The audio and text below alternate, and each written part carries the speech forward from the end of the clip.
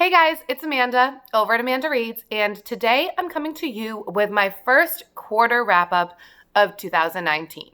So since I haven't been filming at all this year, I haven't done any wrap-ups. So I figured that the easiest way to do a year kind of review would be to break it up into quarters, and then at the end of the year, I'll do like a stats video.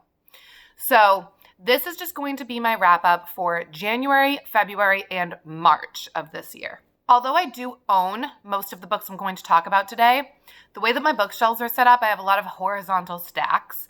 And so it's really a pain in the butt to take the books off the shelves that are in those stacks. So instead of having the physical books, today everything is going to be put up as a picture. So the first book I finished in 2019 was The Afterlife of Holly Chase. I gave this book 3.5 out of 5 stars, and I really did enjoy it. I thought it was the perfect book to be reading around the holidays, and I know a lot of people recommend it, and I definitely think that it is a really cute read.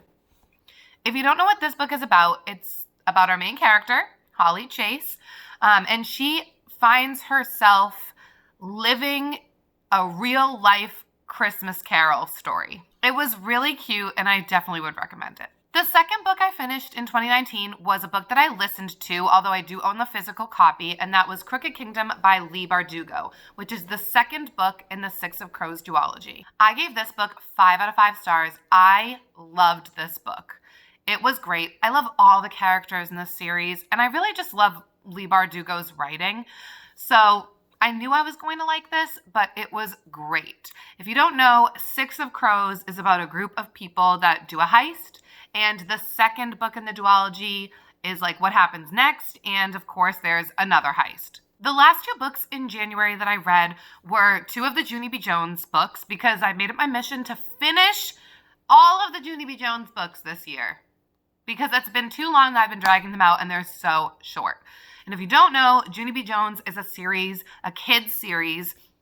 I read them in elementary school by Barbara Park, and it's about our main character, Junie B. Jones. In the beginning of the series, she starts kindergarten, and by the end of the series, she's in 1st grade. So the 2 books that I read in January were from the 1st grade part of the series. The first Junie B. Jones book I read was Boo and I Mean It, and so it's centered around Halloween, and I give it 2 out of 5 stars. Some of the Junie B. Jones books I feel like are kind of just fluff, which is great if you're a beginning reader and you just want some stories to read.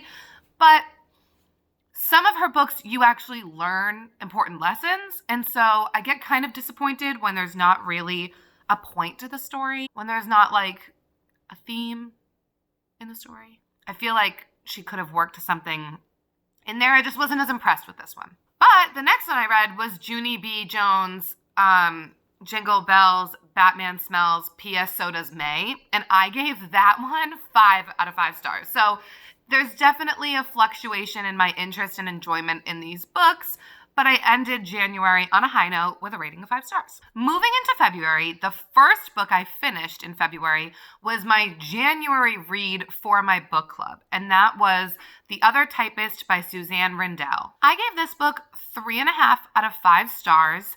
I believe it takes place in the 1920s, and it follows a woman who is a typist at a police station. And then one day, this new girl comes to work as a typist at the police station, and our main character becomes fascinated by her because this new girl is glamorous and kind of like a badass, honestly. She doesn't care what people think about her. She lives in this super nice, like, penthouse. She has all these nice things, and so she's kind of taken in by this new girl and her glamorous lifestyle, and they become fast friends, and then things happen. We had a lot of good discussions about this book. A lot of people didn't love it, just like I didn't love it. 3.5, I liked it. I didn't love it. After I finished The Other Typist, I read TBH, This Is So Awkward by Lisa Greenwald, which is a middle grade novel written in text messages. I ordered this for my classroom, but I always like to read the books I order for them just to make sure that they are appropriate and okay for my kids to be reading and taking home and for their parents to be seeing them reading. And this was fine. This is actually a book that's part of a series I found out. It wasn't bad. It was interesting, but like not a lot happened. And I didn't love it. I gave it 2.5 stars. I'm not the intended audience. My kids like it. They like the fact that it's told in text message. But it's just like one of those books where nothing really happens, and what does happen is just kind of like glossed over. You don't get into detail. It doesn't have that much depth. Then in February, I read It Ends With Us by Colleen Hoover, which was my book club's February pick. And I ended up giving it 4.75 stars. Now, this is only my second Colleen Hoover read. I do own a lot of Colleen Hoover books, but I just haven't gotten around to reading them yet. A lot of my coworkers had never heard of Colleen Hoover or read her.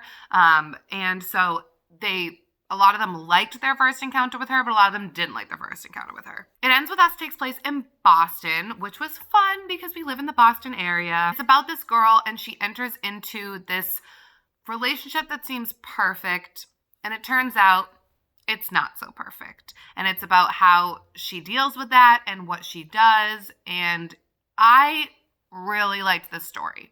I love books that center on romances, but aren't like gooey, super lovey, sickly sweet romances. It also shows you about her relationship when she was growing up, which was a very different type of relationship. And so I loved the side-by-side like comparison, and you see like where she came from, how she got here, and the different types of people that she's come into contact with.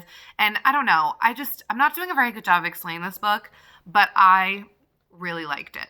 The final book I read in the month of February was Anya's Ghost by Vera Brosgol, and this is a reread for me. I first read this back when I started my channel back in 2015. This is a graphic novel. I liked it. It was cute. Gave it 3 out of 5 stars. Finally, in March, I only read 2 books. We had our housewarming party in March.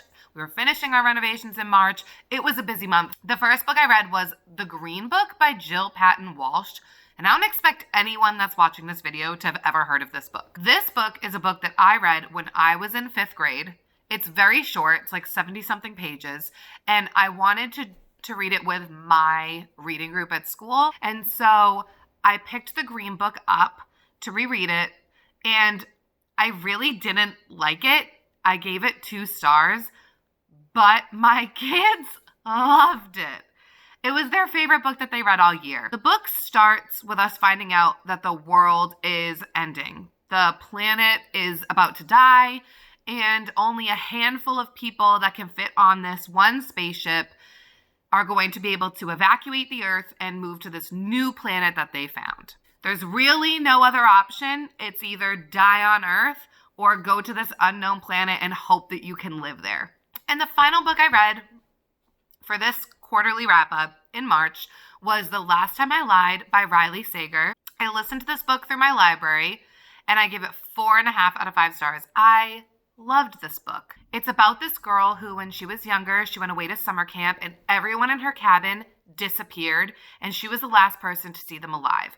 And you find out that she's keeping this big secret, and she actually goes back to the camp. The camp closed after the girls disappeared, but however many years later, they're reopening, and they ask her to come back as a counselor.